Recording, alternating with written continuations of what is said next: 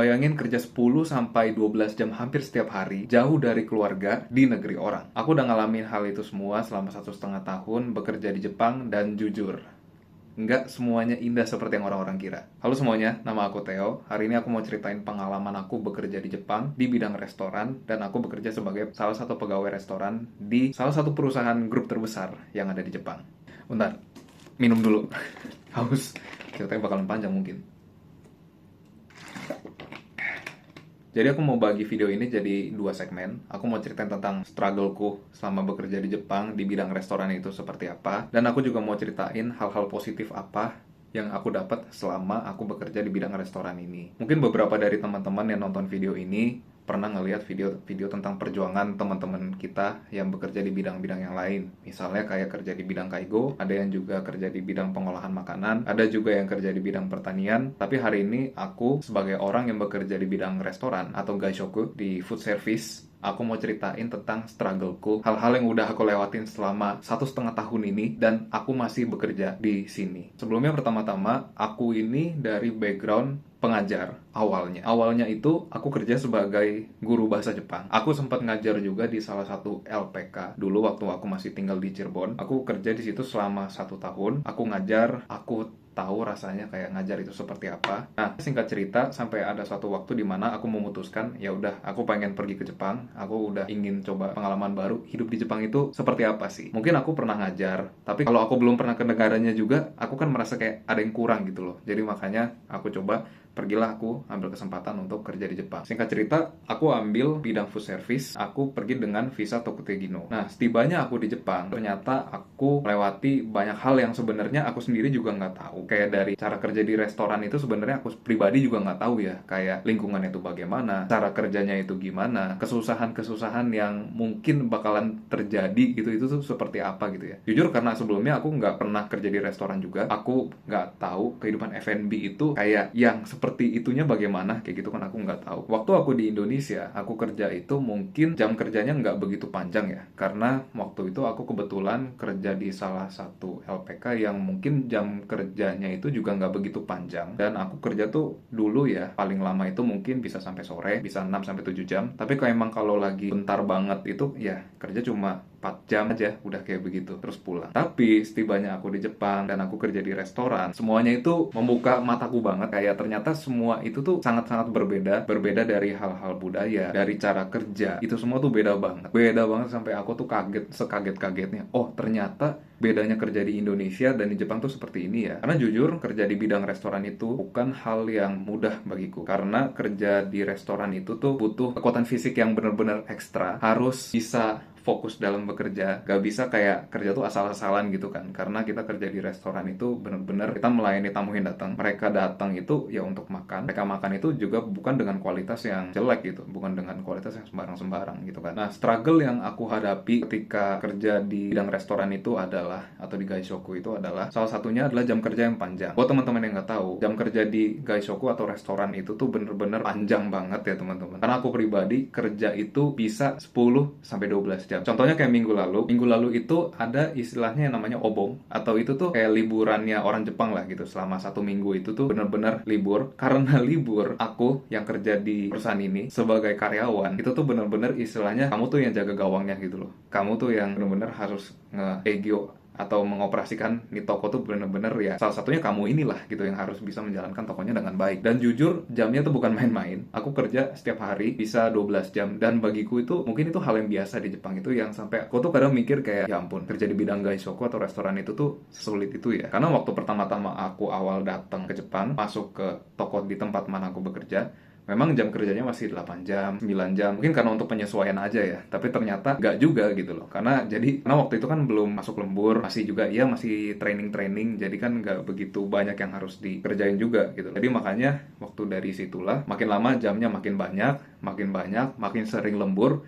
Jadi ya aku ngerasa kayak, oh bebannya makin lama makin berat ya. Kayak gitu, ternyata nggak, kerjanya cuma kayak 8 sampai 9 jam terus pulang cabut udah kayak gitu. Karena hal-hal lain juga yang aku hadapin selain dari jam kerja yang luar biasa panjang itu, bahasa Jepangnya. Memang waktu aku masih di Indonesia dan di sini aku praktekkan langsung. Itu karena di tempat dimana aku bekerja sekarang, semua orangnya itu orang Jepang. Semuanya itu orang Jepang dan aku harus beradaptasi dengan bahasa mereka. Aku pun juga belajar banyak gitu loh. Banyak kosakata-kosakata dalam keseharian yang mungkin dulu aku udah pelajari. Tapi waktu sampai di sini, aku harus kayak adaptasi lagi. Oh ternyata, oh di restoran itu banyak istilah-istilah yang kita harus pakai, yang beda lah dari biasa kita pakai dalam keseharian gitu. Tapi mungkin untuk bahasa bukan menjadi kendala pertama aku dalam bekerja ya, karena sebelumnya aku pernah ngajar juga. Jadi aku juga sebelumnya juga punya teman-teman orang Jepang juga, beberapa orang. Jadi aku nggak begitu kayak terlalu struggle di bagian itu. Tapi aku lebih terbebani saat itu di masalah pekerjaannya sendiri. Karena jujur kerja di restoran itu, tekanan kerjanya luar biasa besar banget kalau buat aku pribadi. Di tempat kerja aku itu kebanyakan orang-orangnya part-time semua. Dan yang masuk ke situ sebagai karyawan itu atau sharing itu tuh dikit banget. Bahkan aku, teman kerjaku sama mungkin manajer tokoku doang itu yang jabatannya sebagai karyawan di toko itu. Makanya karena kita masuk sebagai karyawan, jam kerjanya itu panjang, tanggung jawab kita juga ya lumayan besar juga gitu kan. Dan kita harus bisa semuanya kayak gitu. Makanya aku kerja di restoran itu nggak cuma kerja, kalau di Indo mungkin bilangnya server ya, atau ngurus hall di depan kayak gitu, tapi harus bisa kitchen juga, bisa masuk ke pantry juga, dan bener-bener kerja di Jepang itu wah gila sih. Itu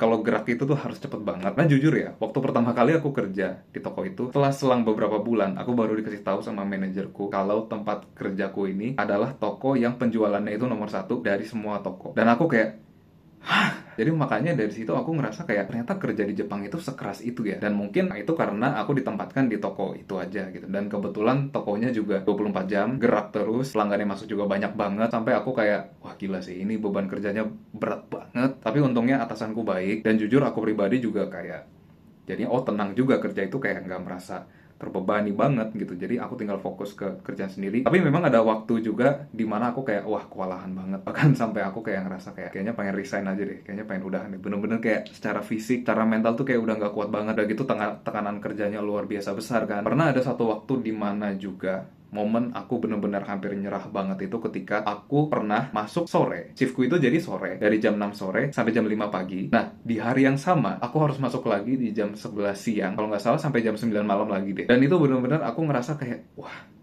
gila, aku harus masuk lagi dari, istilahnya dari terbit matahari sampai pada masuknya tuh aku harus masuk lagi gitu loh. Dan aku ngerasa kayak, wah ini bener-bener aku secara pribadi tuh udah nggak kuat banget untuk kerja di bidang restoran gitu. Karena aku cerita ke beberapa temanku juga, mungkin wah gila bebannya, kok kamu masih bisa bertahan kayak gitu. Padahal itu hal yang udah kayak mungkin muri atau mustahil untuk dilakukan kayak gitu sebenarnya. Karena dari kejadian-kejadian itu, mungkin aku juga kurang tidur banget gitu. Kayak mungkin hari bisa tidur 4 sampai 3 jam doang, nanti lanjut kerja lagi. Ya yang efeknya itu waktu kerja jadinya ngantuk-ngantukan. Nah, setelah itu aku juga pernah ngalamin yang namanya bener-bener burnout banget. Fisik itu lelah banget. Badan aku kadang pernah sampai gemeteran juga. Kalau bangun tidur itu badannya sakit semua. Itu pernah. Apalagi tinggal di sini sendiri. Gimana ya? Yang harus mengangkat diri lu, menyemangati diri lu itu adalah diri lu sendiri. Kayak gitu. Itu yang waktu itu aku pikirin sih. Kayak wah ternyata memang seberat itu ya. Tapi di sisi lain juga hal-hal positif yang aku pelajari selama kerja 1,5 tahun di Jepang itu adalah dari semua lembur-lembur gila yang udah aku lewatin itu semua. Memang dari gaji itu bisa aku tabung. Ini semua bukan cuma soal gaji, bukan cuma soal uang, tapi ini semua juga tentang hal-hal yang mungkin ngebentuk diri aku secara pribadi, yaitu bisa jadi orang yang lebih disiplin. Kerja keras itu juga benar-benar apa ya, kalau di kerja di restoran apalagi itu benar-benar kayak dihargain banget gitu. Kayak misalnya kita saling membantu dalam pekerjaan gitu, karena kan kalau kerja di restoran itu supaya tokonya tuh bisa berjalan dengan mulus itu kita harus saling peka gitu loh. Misalnya ada cucian numpuk banyak nih, kalau dia nggak bisa nyuci berarti kita yang bantu masuk gitu, meskipun nggak semuanya. Kalau misalnya orang di pantry lagi kesusahan, mungkin dia juga harus sambil kaike atau sambil ngitung-ngitung uang, ngitungin orang yang mau selesai makan, mau bayar-bayaran nih, biasanya dia yang ngurus tapi dia nggak bisa, ya kita yang coba masuk, kita saling bantu. Jadi saling mengcover. Dan aku bener-bener kayak, oh ternyata Jepang itu tuh cara bekerjanya tuh lumayan apa ya, bener-bener yang satu itu gila, yang kedua itu bener-bener cepet banget ritmenya, yang sampai dulu tuh aku waktu pertama kali kerja tuh kayak, wah gak bisa ngikutin, susah banget kayak gitu. Kayak ritmenya ternyata cepet banget ya, karena waktu aku masuk, aku tuh geraknya juga lama banget. Semua itu karena pembiasaan,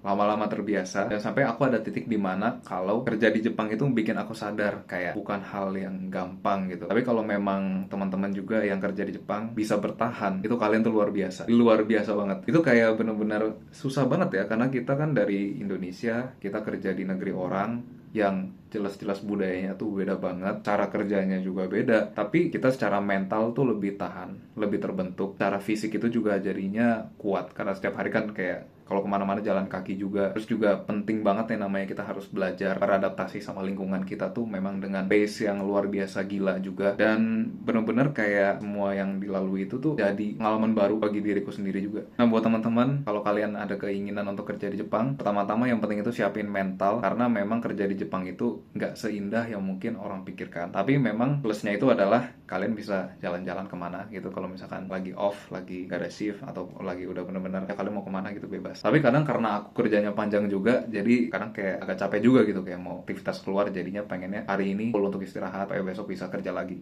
Kadang-kadang mikirnya kayak gitu sih. Ya itu adalah cerita aku kerja selama 1,5 tahun di Jepang. Mungkin banyak banget yang udah aku lewati. Kadang kayak fisikku tuh bener-bener wah hampir setiap hari tuh kayak berasa burn out kayak gitu. Tapi kalau misalnya kalian kira-kira sanggup nggak kerja 10 sampai 12 jam, terutama buat teman-teman nih yang pengen kerja di bidang restoran, kalian sanggup atau enggak? Coba tulis di kolom komentar ya. Oke, itu mungkin video singkat aja tentang pengalamanku kerja di Jepang itu bagaimana. Jangan lupa like dan subscribe. Dan mungkin di konten-konten selanjutnya mungkin aku bakalan coba share pengalaman kerja yang lain. Atau mungkin juga kalau lagi jalan-jalan senggang, mungkin aku bisa kontenin juga. Oke, see you guys. See you in the next video.